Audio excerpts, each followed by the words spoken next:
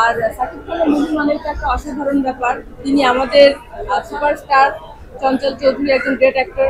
ওনাদের মুভি তো মনে করেন যে আমরা এমনি মুভি লাভার, বাট ওনাদের মুভি তো না দেখে তো আর যত দেরি করবো ততই লস। আমি একটু এদিকে সামনে আসবো, একটু একটু সামনে। ধন্যবাদ সবাইকে, পবিত্র ঈদ উল আজহার শুভেচ্ছা মোবারক।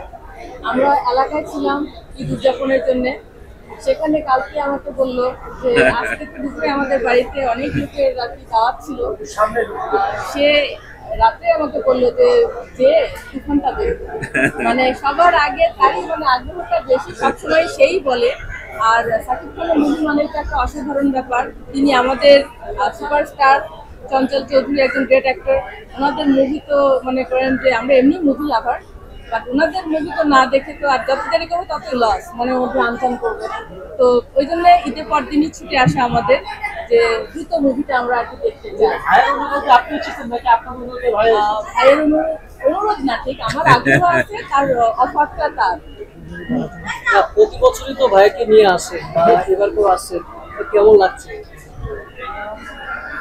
মুভি দেখতে আমরা পছন্দ করি, আমরা পরিবার সহই দেখি এবং যখনই সময় পাই আমরা আসি।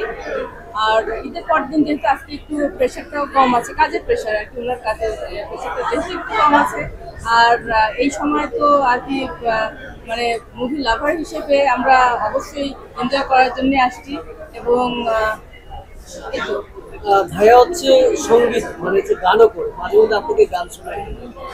যদি বলি যে বাচ্চু ভাইয়ের গানটা বেশি করে, যদি একটু ভাইয়ের মুখ মানে সে গান শোনায়, সে হচ্ছে স্টেজে, হ্যাঁ, বাসায় সে শোনায় না, বাসায় আমি শোনাই আর কি। আমার তো গলা ভালো না, বাট যেহেতু গান পছন্দ করি, সে শোনায় না, কি আর করা, আমি নিজেই শোনাই। সরাসরি আমার গান ও শোনে না, বিভিন্ন মাধ্যমে আপনাদের মাধ্যমে শুনে, আর ও সরাসরি আমারে শোনায়। আপনি কি শোনালেন? আমি শোনাবো কোনো একদিন, আজকে না। থ্যাংক ইউ, ঠিক আছে, অনেক ধন্যবাদ।